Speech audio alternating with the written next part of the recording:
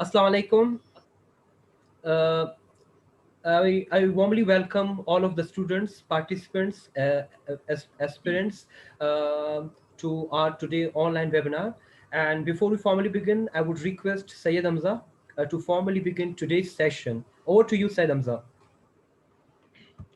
Bismillahirrahmanirrahim, ladies and gentlemen, viewers and participants, Assalamu alaikum. My name is Sayyid Hamza. On the behalf of Patriotic Pakistan, I warmly welcome all of you here in this online webinar session. I'm joining you from Karachi. Today, my co-host, today's moderator and social activist, Sangreen Khan will be joining us from Quetta, Balochistan. Today, we are truly humbled to have one of the leading or the eminent academician, Vice Chancellor, and ED University of Engineering and Technology, Karachi, Dr. Sarosh Hashmat Lodi. He has profound expertise in academia and he has published hundreds of research and papers. Thank you so much for joining us, sir. It's an honor for us to be with you in this online webinar. Before we formally begin our session, I would like to introduce our forum. Pakistan Patriotic Forum is a forum of youth. Basically, its aims to project and propagate the positive image of Pakistan in general and in Balochistan in particular. Other than that, it aims in generating in-depth analysis about the policy loopholes regarding Balochistan. In the recent past, we have embarked upon an initiative to do some online sessions to help youngsters and students from far-flung areas to take help from for their respective fields. This would be a recorded seminar and we will upload it on different forum. You all are requested to feel free to ask any question in the end. And now moving towards the very important topic today, we have got the character building of youth. Basically, as we all know that all the many ills of our society are the result of lack of character building in our education system. Unfortunately, our education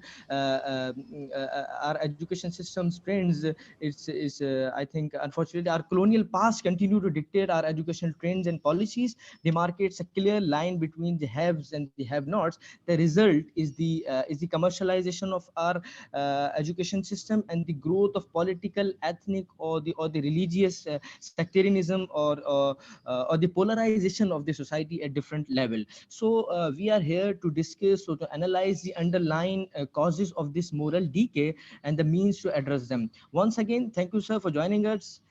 Over to you. Thank you.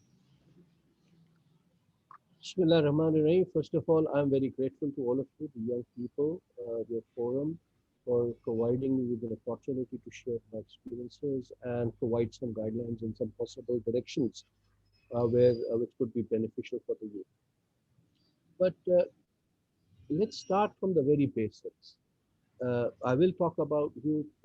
I've been dealing with or have been interacting with the young people for almost 35, 36 years of my life, being part of a university where normally 18-year-old kids come in and they graduate by 22, 23 by the age of this. So, I have learned a lot from being the youth. One of the best things among the youth is that you remain young by yourself.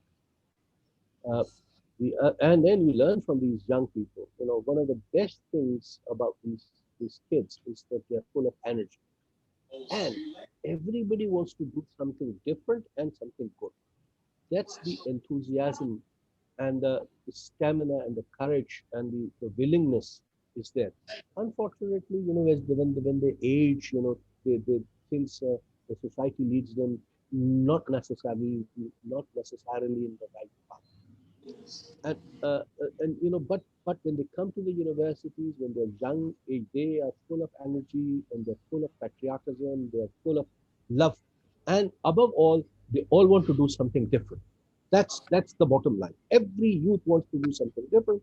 When I was a student myself, I used to think that way, and I have interacted. I don't know, maybe several hundred thousand students in my life, and more or less, this is one of the most common thing that I have found out, not in Pakistan, but elsewhere where I had an opportunity to study. Now, before I get into the details of character building and what needs to be done, I think we need to understand how the societies are built.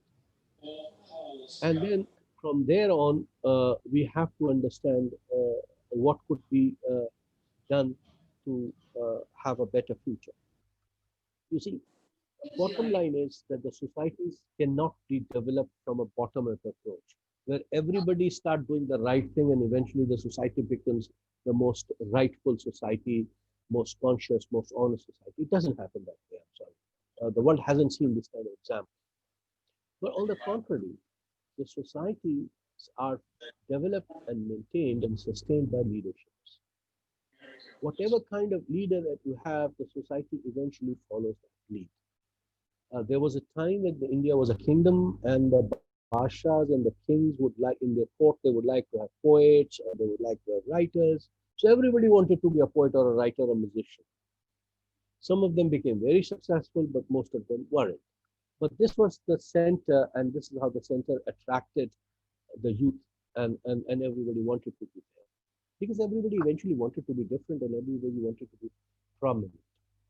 So the bottom role is that whether it is a country, whether it is a nation, whether it is a society, whether it is a house, no matter what kind of unit we're talking about, it's the leadership that counts. And the direction and the future is solely dependent on the performance of the leaders. You have honest leaders, you have people who are doing honest things, you have people, I mean, even within the house, when you have an honest father raising his kids in the family, they will inculcate values in the family. And if the seed is sown properly, no matter what you do, that seed is going to bear fruits. It all depends on what kind of seed is sown. And that is true for the nations also. And so we have to have faith in our leadership. Unfortunately, we have experimented in the past with all sorts of leaderships, but obviously I need not to say much about the leadership in the past. Let's see how things shape up in the future. But bottom line is the society will be defined and sustained by the kind of leaders that we have. And to be very honest, if you ask me where the leaders come from, I don't know. I don't know how. Leaders probably are sent by the God. Our one of the biggest examples and one of the biggest leaders that this world has seen was our Rasul Hazrat Muhammad Sallallahu Alaihi Wasallam, who was a wonderful leader. And if you look at the impact of that leader, even after 1400 years, and none of us have seen that leader, to be very honest, but the impact is so powerful that we are prepared to do things what our leader has said, because that's how we follow, and obviously this is all the Allah's will that has happened. So our bottom line is that our leadership has to understand that they have to prepare the youth for the chance to meet and combat the challenges of the future. And unfortunately, if you look at the system, and I have been looking at the system, and I remember very vividly, at least last 55, 54 years of my life, that the youth is always confused. And youth has never been given a priority without realizing that we are shaping up the future of our generations and of this country and in the entire world, which is dependent on these young kids. And we have to actually prepare them so that they can combat the challenges of the future. Uh, let's start one by one. What are the issues that are faced by students? And to be very honest, I have interacted with students coming from urban areas and students coming from rural areas. The challenges are more or less the same. Uh, I have seen some wonderful students, very bright students coming from the hinterlands of the country, and they have become very successful. And I've seen some of the very good students coming from the urban areas also. So, intelligence and capability has no demographic bias. It's a God-gifted thing. It all depends on how you intend to use the capability and how you have been trained and mentored to be a positive person in life. I must also mention here that when you do good deeds and when you talk honest and when you are sincere, you don't need a large number of people saying that whatever you're saying is correct. One truth has its own weight and impact, and you don't need voting on to understand the truth. The truth has its own weight and has its own impact. So this I mean, comparing the time that I spent as a young boy, and then comparing today's youth, uh, things have changed tremendously. Uh, let's look at a very simple example of performance in an educational institution. The kind of pedagogy and the teaching learning capabilities are very different from what we had. Well, in the computer itself has made life easy, but at the same time has made life difficult for us. The expectations of performance are very different from what it was about 25, 30 years ago or 40 years ago. Now, when you expect them to submit the exams or assignments, you don't expect any typographical errors because it's so easy to correct them. When we were studying, we had to get these our reports typed, and when they're typed, certain level of typographical error is accepted. So you see the performance level and the quality performance level has been enhancing, but unfortunately, at the same time, we have failed to inculcate the values in our students. And I blame the generation who's responsible for raising and mentoring the students. I mean, to be very honest, people of my age have not done the job properly. That's why the youth is so confused. So educational system, if you look at this thing with the invent of computer, copying and pasting culture is becoming more and more rampant. And my experience is that you don't need to put an artillery to stop the students in cheating in the exam. You train them well in the 9 months of their education cycle, and then eventually they start performing well. You don't need to put force on them.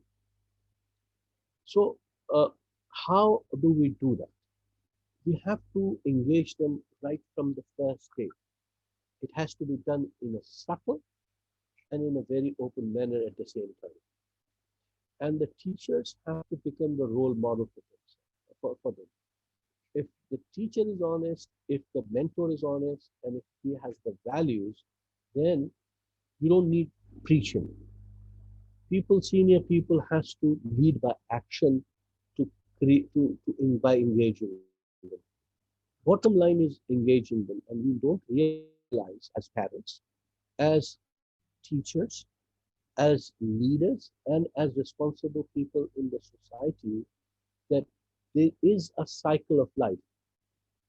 And eventually, everybody has to fade out, and the next generation will come slowly and gradually. And we have to prepare our previous generation or a younger generation to actually combat and be prepared to change, to meet the challenges of the future. I mean, we don't really teach them the parenthood. Nobody teaches parenthood. There is no course in parenthood. But if the values are inculcated, for instance, telling a truth, no matter what, it's not an easy thing. But people try and get away by telling a lie. But it's not. They don't reach very far. Honesty and dedication has its own values. The other thing is, which I feel is a very social. It's becoming an extremely big social issue, and I call that all of us, especially the young boys and girls, they are becoming the prisoners of the cyber world. And when I say cyber world, I'm talking about they're glued to their cell phones, they're glued to their tablets, they're glued to their laptops. But and there's nothing wrong, but this is too much of engagement. Obviously, requires they're going into isolation. I'm not at all against these applications like Facebook and Twitter and Instagrams and other YouTube. I'm not against them. I think they're wonderful tools, provided they are used in a positive manner and in a positive sense. Otherwise, everybody is becoming the, the prisoner of this cyber world. Everybody wants to live its own life, especially in the last 6, 7 months during the COVID-19. What we have seen is that our lifestyle has changed because we are more interested in our own personal life. And this eventually will reduce tolerance. And if there is no tolerance, then obviously the life will be very, very difficult. I hope I'm wrong, because I sometimes see that the kids who are 16, 15, 18-year-old, When they get married, they will have problems in their marriages. I hope I'm wrong, and I sincerely pray I'm wrong. Because there's so much glued in their own personal life, and they don't know what to do. They can't come out. And it is the responsibility of the parents, of the teacher, of the society, and above all, the leadership to develop systems and procedures so that these could be used. Why can't we start teaching kids at a very early age, at a very early age skills? Even in computer, we can start teaching them different programming languages, different application development, and this will be the positive direction of making use of it. The other thing is that the physical sports, unfortunately, have completely eliminated by the society. About 30 years ago, if I remember, when I was growing up and I was in my 20s, there used to be seasons. Everybody used to go out and play, and I was raised in Karachi, so obviously Karachi doesn't have a lot of playgrounds. So we would play anywhere that we would find space. So when there is a football World Cup going on, everybody just used to play football. When there is a hockey tournament going on, everybody used to play hockey. And if there's a cricket event going on, everybody used to play cricket. And there are other things. I remember playing frisbee with my friends. I remember playing uh, Pittu. I don't know whether you know what Pittu is. Pittu Bari is a wonderful game where you put small stones on top of each other, 7 of them, and on one side you throw the ball to try and hit it, and the entire team has to catch the ball. If you disturb that layers of stone, then you have to run around so that the opposite team don't hit you with the ball. And then the objective is to come back and put the tower again. And it was such a wonderful game. This kind of engagement has gone. The educational institutions doesn't have sports facilities. Neither we care. Neither our education policy has anywhere made it mandatory for some physical activity for the students, boys and girls, both of them. Obviously, the economic challenges are there. So, parents also would like the kids to go back to become more financially supportive. And that's another tremendous pressure.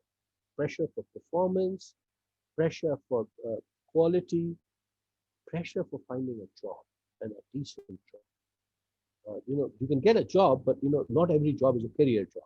And in present time, the difference between getting a job and getting a career job, the time lag is increasing, provided you get a job. These days, getting a job itself is a big problem. Now, what should be done? Now, the problems are, or the issues are related with the youth, but the solution of the problem doesn't lie with the youth. The solution of problem lies with the senior people. Number one, we have to we have to try and become a role model for our own next generation. Inculcate value. How do you inculcate value? Bring in the habit of reading. Nobody reads these days. I'm not saying that you have to have a hard copy of the book. Reading has become very easy now. But you have to inculcate reading at a very early age. I'm talking about 4 or 5 year old boy or a girl who doesn't even know how to read. Expose them to pictures, expose them to books. Early exposure of reading is important. And obviously reading can only be done if there are enough libraries. We don't have libraries. We don't have an infrastructure for the libraries. We have stopped believing in libraries. And this is the state's responsibility. And then obviously then it becomes schools and educational institutions and parents' responsibility to encourage reading habits. Number two is encourage physical sports. Physical sports teaches you a lot. The first thing that it teaches you is how to celebrate your success. But it also teaches you how to accept your defeat. How to play together in a team, whether you like each other or not. Because it's not the individual performance that counts, it's the performance of the group. So it teaches you how to be patient. It teaches you how to make decisions in difficult circumstances with very limited time. And it keeps you physically fit. Then obviously one of the problems in the society is corruption unfortunately, and don't really want to go into the details of corruption, but corruption has eroded governance. And when the governance is eroded, the chaos is created. And this is the chaos that is there for our next generation, unfortunately. We have to improve our management. We should not be waste of. We have to optimize spending energies into stopping corruption. What I've seen over the years, that there is one anti-corruption body after another anti-corruption body and after another anti-corruption, but the corruption has increased because corruption is a symptom of bad governance. Improve the governance, and how the governance will be improved by training the people in the right direction and train them well, and then look after them well. These are the three, four things that I don't know whether Pakistan has a youth policy, but if it isn't there, I would really like that some youth policies developed. Well, policies are made very easily. We have to have an implementation mechanism, and we have to provide enough resources. As I said, we need to put up libraries, we need to put up playgrounds, we need to put up facilities of training and skills development, and at the end of the day, engage these kids. Once they are engaged, once they are directed in the positive direction, then it's easy. Don't let them live their lives independently without having any control. You know, whether it's a parental control or whether it is a teacher's control, whether it is the control of the peers or whether it's the control of the neighbors. Obviously, you have to develop that kind of system for which this has to be done at several levels. Starting from the highest level, the top leadership, and coming down to the bottommost level at the primary schools. And this has to be an integrated program of engagement of youth in different directions. Reading habit is one of the things that I personally feel is a very important thing to build character, to build knowledge, and to have a sustainable system of retaining knowledge. Physical activities of sports are very important, and skills development are very important. Economic issues are there. I don't really want to go into the economic issues, but with the time, education has become a business, which it isn't. Education has to be used for and personality grooming. Yes, one of the windfalls of education is getting a good employment, but that's not the purpose. Education is to make you human beings, not to make an ATM. You are not a money. Humans are not money machine making machines. And above all, we have to improve our social interaction in a physical manner. These are the few things that I had in mind. I was told by Samin Khan Sahab. I was very impressed. I had an opportunity to interact with Samin a few months ago, and I was extremely impressed by these ideas. And the other thing which I've forgotten to mention is provide avenues of traveling to the young people. You learn a lot when you travel. Because you interact. That improves the harmony among the people. And whether you are in Lorelei or in Ziyarat or in Karachi, people are the same. They are all very good people. It's just that we have stopped interacting with each other. And that's put us into compartments. There must be a mechanism where the students are facilitated to travel to the other parts of the country and see how people are spending their lives. And this has happened in Europe. I'll just take a few more minutes. The Europe was united, and the unification of Europe started in the late 80s. But if you go back and trace the history, it was after the Second World War that Europe was completely disintegrated. Everybody was enemy of everybody.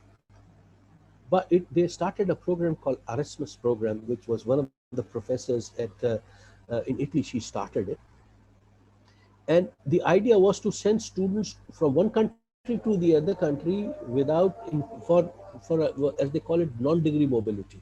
Non-degree mobility means that the students are sent for 6 months, 3 months. They go and spend and work or study in another university in another country, and then they come back.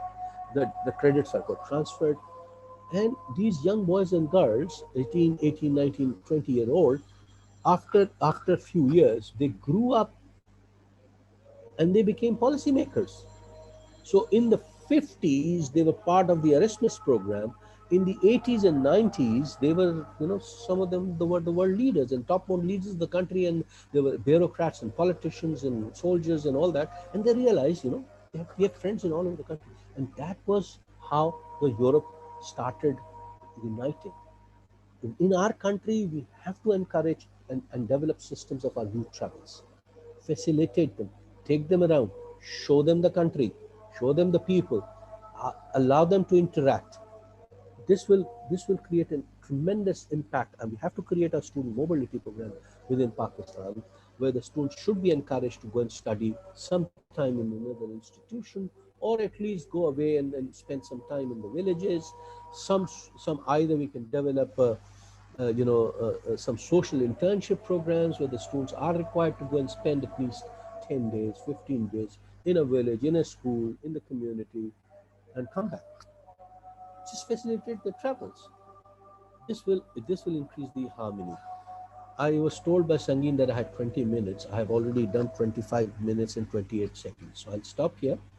And if there are any questions, I would love to So we answer. are truly honored to have your invaluable input, traveling, cultural integration, habits of reading, all that. We are hope you are coming in future sessions as well. Sangin Khan, I invite you. I need your final words and concluding remarks before winding up the session.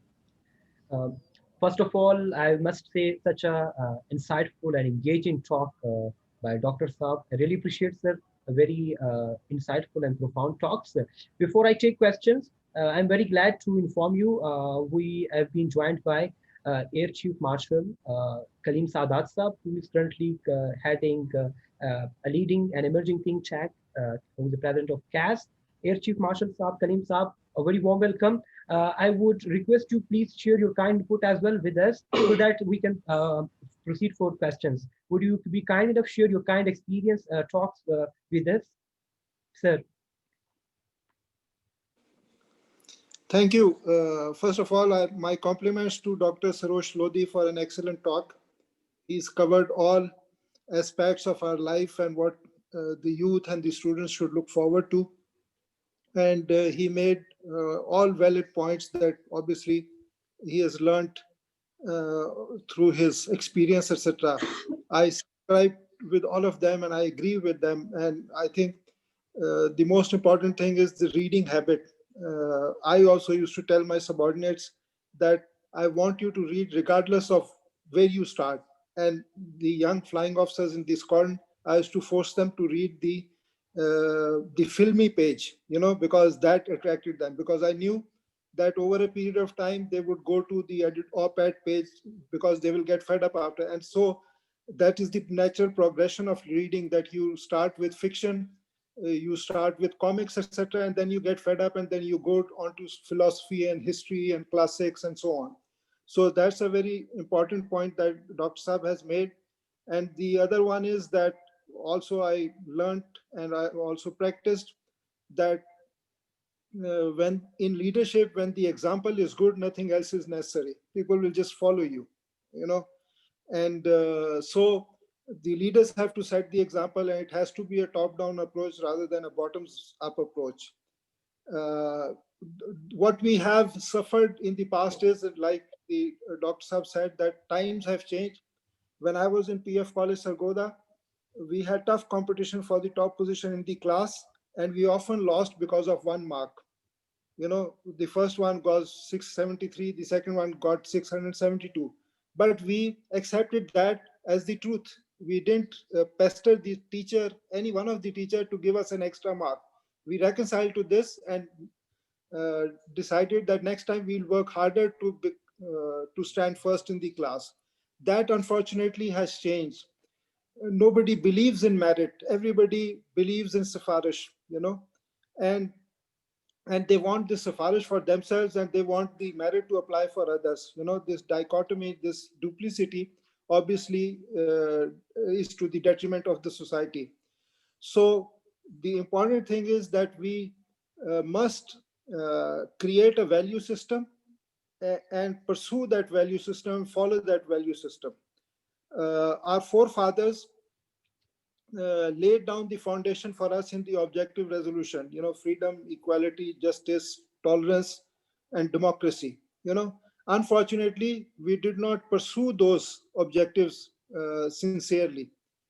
These required projects and programs over many decades for us to be able to achieve those objectives nationally, but we didn't, and we just bothered about the immediate and never about the long-term future, and so that is why we have not gotten anywhere, and things have only gotten worse.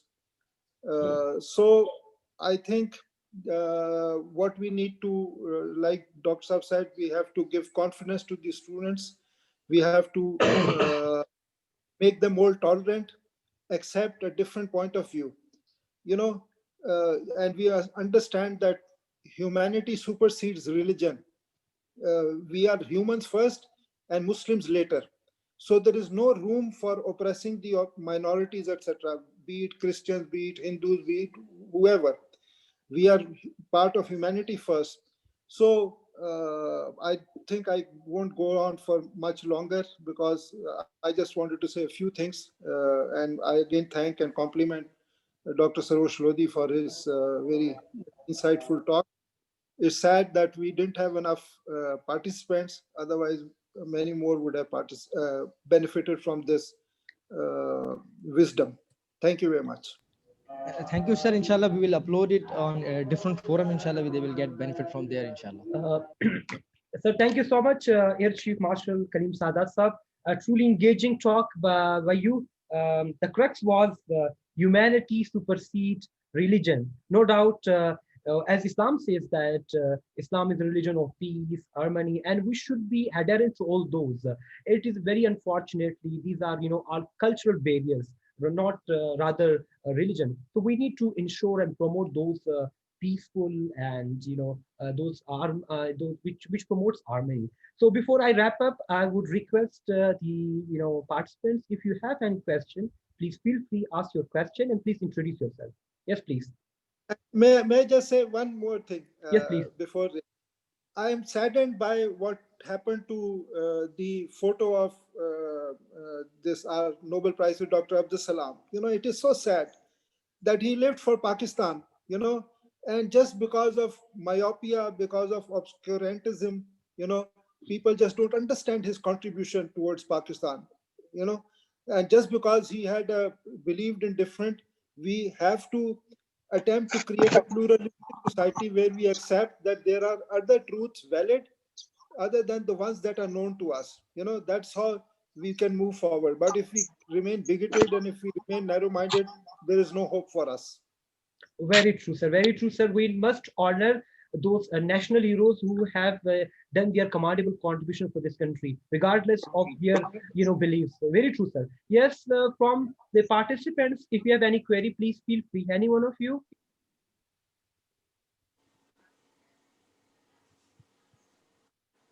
Anyone? Yes, I think we have a question from Azaz Khan, a journalist from KPK cohort. Yes, please, Azaz Khan, you may share your ideas.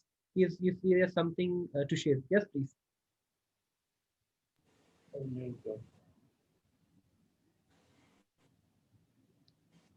Hello? Azaz, yes. Sorry, I have this sore throat. Truly grateful to be a participant of this engaging and productive session. Yet again, I would love to share few views on this topic. My first point is youth needs to be inculcated with the great thoughts of Dr. Allama Iqbal. And my first point is this, that educate them with Islamic teachings. Parents and teachers alike will have their part very seriously. That's what I can share. Sangin Khan, thank you. Sangeet, before you wrap up, I just wanted to add one more thing. Is that if we really want to have better youth, we have to invest in old people. We are the people responsible for creating opportunities for the young people, whether good or bad. So the people have to understand the responsibility to make sure that the youths are are developed in the positive direction. Very true, sir. Very true, sir. I would like to share the summary of today's session. The very first thing that both of the experienced panelists they have the consensus that we should promote the culture of reading. Very unfortunately, with the advancement of technology, that must be there. But unfortunately, we are moving away, we are staying away from the habit, from the promotion of reading. That must be promoted by the at home, by the parents, by the academia, whatever they are, because its role cannot be ruled out. Very first thing. Secondly, as doctors have talked about that, the very first, the character building, it starts from the within, and that is the teachers. Teachers should be a role model. He should be itself reflect an honesty, compassion, faith, love, and patriotism. That's one of the things. Very unfortunately, what I can see, what I observed when I came out of Balochistan, very few people are there that that instill this sort of patriotism as well.